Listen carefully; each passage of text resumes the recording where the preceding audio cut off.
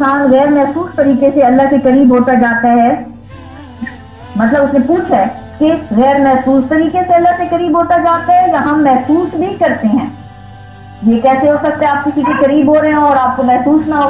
और फिर ये तो है ही एहसास, सिर्फ अल्लाह की कुर्बत एक एहसास है जो दिल पर उतरता है, इसलिए होंगे गैर महसूस तरीके से। इसमें ये नहीं होगा कि आप भाग रहे होगे, जंपिंग कर रहे होगे, ठीक है, या आपने जी जॉगर जुराबे चढ़ा के रेस लगानी है, कहीं पर भी ऐसा नहीं है।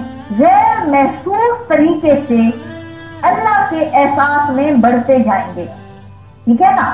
ये गैर महसूस तरीके से अल्लाह के करीब होते हैं या महसूस करते हैं, ये दोनों बातें हमने इकट्ठी करनी है। हम इंतहाई गैर महसूस तरीके से अल्लाह के एहसास में जा रहे होते हैं, तो वो किसी के भी एहसास में जाना हमें पता चलता है और हम उसको महसूस करते हैं, क्योंकि हमारे दिल में जिसका एहसास होता है वो हमारे अमल में नजर आता है।